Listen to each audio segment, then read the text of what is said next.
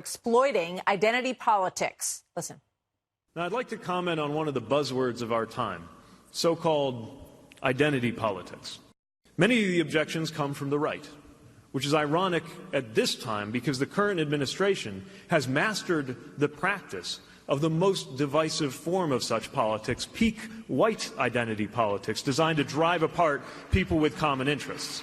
And we have a crisis of belonging in this country.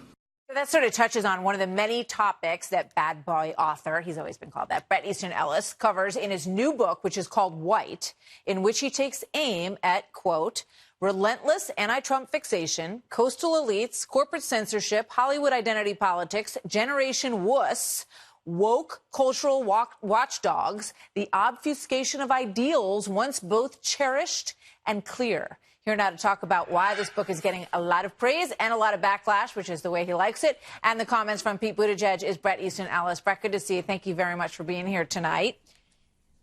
Thank you for having me, Martha. So, I guess first of all, just because it kind of touches on some of what you get at in this book, Pete Buttigieg, who's running for president, has talked a lot about his white privilege and how he has accepted the idea that is part of who he is. What do you say to that?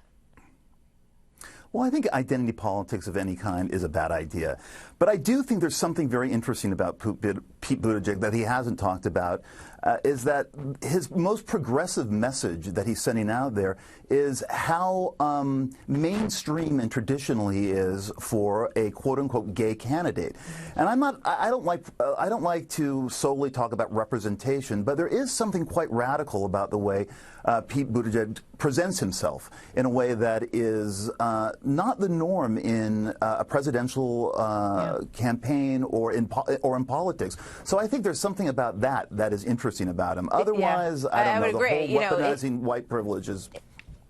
Well, he talks a lot about the fact that he's, Midwestern, that he was in the armed services, that he is a religious man, and it is a very interesting dichotomy in terms of the person that he is, and I think he's getting a ton of attention for that as well.